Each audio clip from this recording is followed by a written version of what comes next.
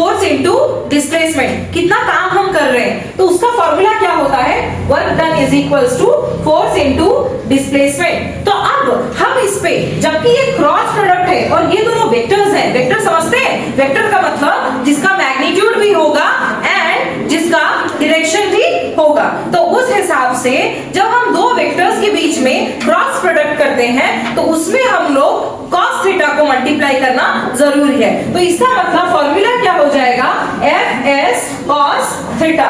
तो एफ और एस के बीच में cos थीटा, तो cos थीटा किसे बोलते हैं, लेट्स से फोर्स ये है और डिस्प्लेसमेंट ऐसे जा रहा है, तो दोनों के बीच में एंगल कितना हो गया गाइस, 90 डिग्री। तो इसका मतलब जब हम डालेंगे f into S into cos 90 degree, तो इसका वैल्यू आ जाएगा 0, cos 90 का वैल्यू आ जाएगा 0, तो f इंटू एस हो जाएगा क्या, 0।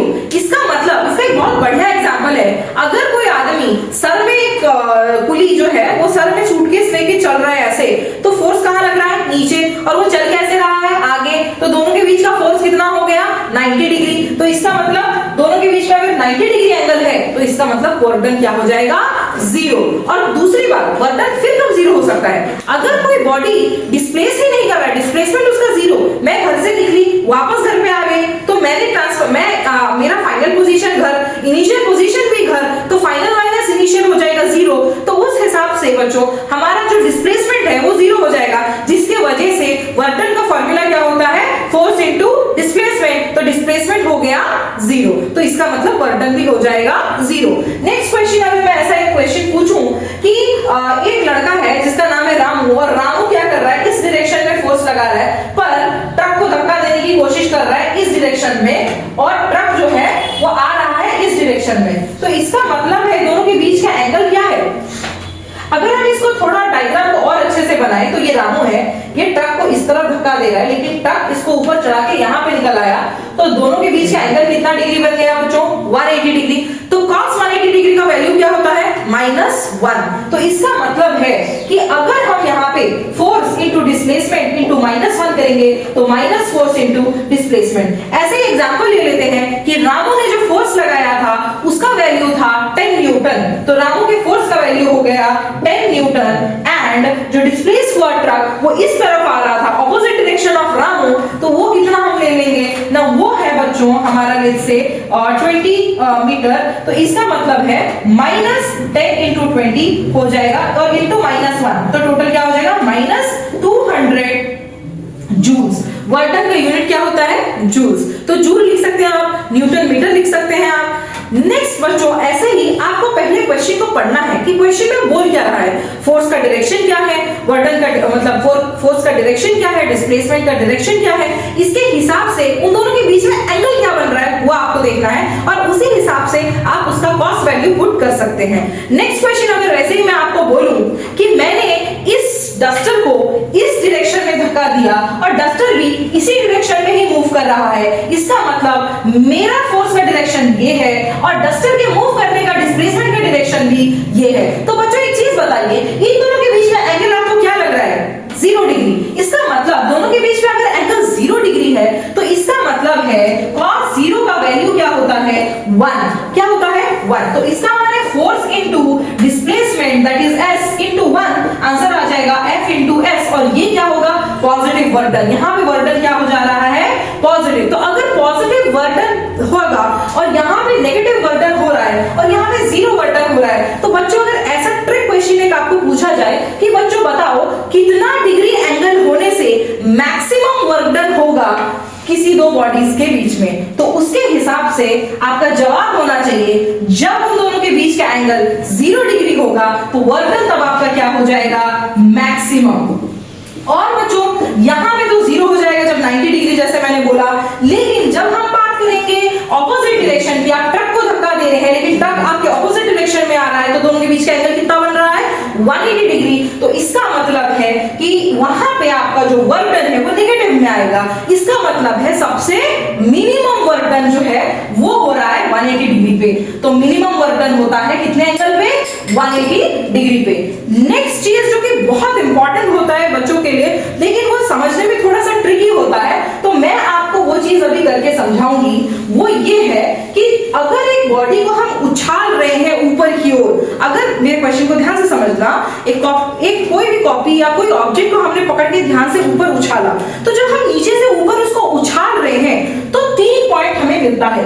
ये एक जो सबसे ऊपर है, दूसरा बी जो सबसे नीचे है, मतलब जब वो ग्राउंड पे आ गया, गिर गया, तीसरा सी जो कि बीच में आ रहा है। तो ये हो गया ए, ये हो गया बी और बीच में है सी। तो तीनों पॉइंट्स में बच्चों हम निकालने की कोशिश करेंगे एनर्जी। तो एनर्जी क्या होता है? एनर्जी का मतलब होता है द टेंडेंसी और the capacity to do work. इसका मतलब है हमें अगर टोटल एनर्जी चाहिए तो हमें 2 एनर्जीज का सम लेना है। एक होता है काइनेटिक एनर्जी एंड दूसरा होता है पोटेंशियल एनर्जी। तो जब हम 2 एनर्जी का सम करते हैं तब हमें मिलता है टोटल एनर्जी बच्चों। तो काइनेटिक एनर्जी क्या है? जब भी दुनिया में कोई भी बॉडी मूव कर रहा है तो उसके द्वारा जो एनर्जी प्रोड्यूस होता है that energy is known as kinetic energy. जब कोई बॉडी स्थिर है, रेस्ट पे है, उसका कोई मूवमेंट नहीं है, तो उसका मतलब है वो एनर्जी है पोटेंशियल एनर्जी। अब हमें टोटल एनर्जी निकालना है बच्चों, तो हम कैसे निकालेंगे ना? हमने क्या किया, एक बॉडी को नीचे से ऊपर उछाला और जब हमने उछाला तो एक पॉइंट यहां पे याद रखना जो कि मैं नोट करके आपको बता रही हूं, दैट इज हाईएस्ट पॉइंट पे वेलोसिटी इज 0। हाईएस्ट पॉइंट पे वेलोसिटी क्या हो जाता है बच्चों? 0। इसका मतलब है जब मैंने बॉडी को उछाला तो हमेशा देखना, आप ये एक्सपेरिमेंट घर पे भी ट्राई कर सकते हैं कि कोई भी बॉडी को लेके उछालेंगे और वो रुकेगा कुछ समय। जब वो हाईएस्ट पॉइंट पे पहुंचेगा तो वो वहां पे कुछ समय रुकेगा, फिर वो नीचे आएगा। जब वो रुका इसका मतलब वेलोसिटी क्या हो जाएगा? 0 हो जाएगा। तो इसके हिसाब से मैं ऐसे इसको उछाल के दिखा सकती थी, लेकिन नहीं, लग भी सकता है इसकी वजह से। तो हाईएस्ट पॉइंट पे वेलोसिटी क्या हो जाएगा? 0।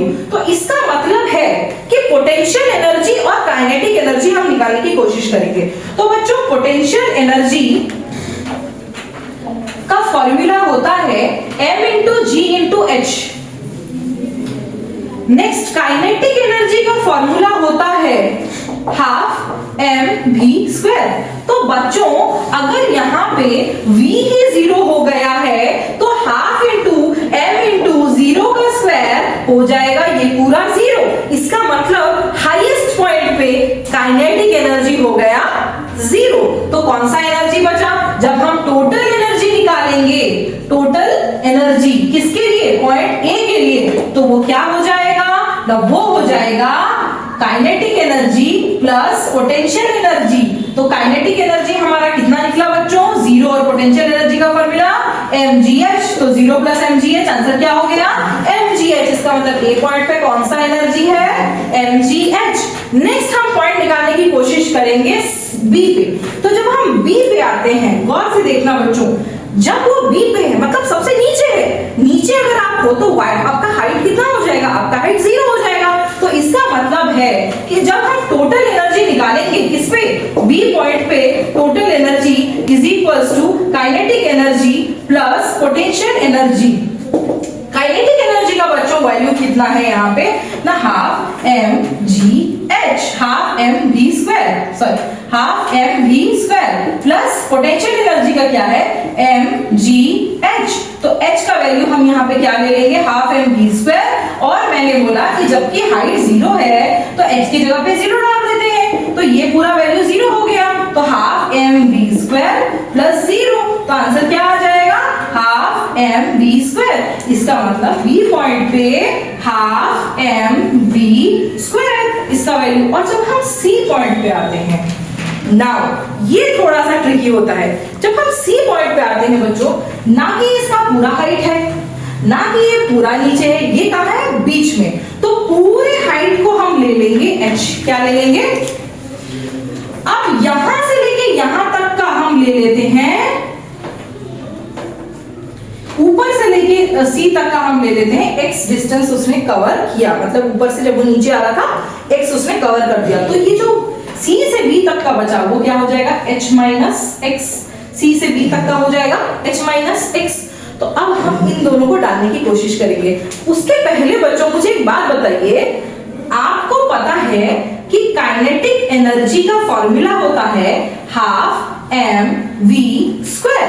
ये वी स्क्वायर हम कैसे निकालें ना मैम, कि v square is equals to u square plus 2as एक फॉर्मूला था जो आपको पहले एक चैप्टर में, इससे पहले चैप्टर में सिखाया गया था। नेक्स्ट वी स्क्वायर की जगह वी स्क्वायर रख देते हैं और u तो 0 ही होगा, क्योंकि जब हमने बॉडी को उछालना स्टार्ट किया तो हमारा उसका वेलोसिटी पहले से क्या था 0, तो इनिशियल वेलोसिटी 0 प्लस 2 इंटू ए कौन सा एक्सेलरेशन है, जबकि बॉडी ऊपर से नीचे आ रहा है उसमें एक ही एक्सेलरेशन लग रहा है, that is acceleration due to gravity. तो इसका मतलब हो जाएगा 2 इंटू जी इंटू एस के जगह हम एस लिख देते हैं। तो वी स्क्वायर का वैल्यू हमें कितना मिल गया बच्चों 2gs। तो इसका मतलब है हम यहाँ पे वी स्क्वायर की जगह डाल देंगे 2 half into m into 2gs, half half cancel हो जाएगा, m into g into s हो गया हमारा वैल्यू। किस चीज का वैल्यू भाई, काइनेटिक एनर्जी का वैल्यू। तो नया काइनेटिक एनर्जी कितना निकला बच्चों mgs। अब हमें टोटल एनर्जी निकालना है। टोटल एनर्जी के लिए एक ही फॉर्मूला है, kinetic energy, total energy is equals to kinetic energy plus potential energy, that is equals to, ये हो गया काइनेटिक एनर्जी आपका mgx। तो यहाँ पे काइनेटिक एनर्जी की जगह पे रहेगा mgx और पोटेंशियल एनर्जी की जगह पे c पॉइंट पे हाइट है हमारा h माइनस x, तो m into g into h की जगह पे h माइनस x हो गया। तो mgx प्लस mgh, ये mg जब माइनस होगा तो माइनस mgx, तो ये और ये दोनों कैंसिल हो जाएंगे, प्लस mgx और माइनस mgx और बचेगा m into g into h। अगर आपको मेरा वीडियो अच्छा लगा तो लाइक शेयर एंड सब्सक्राइब।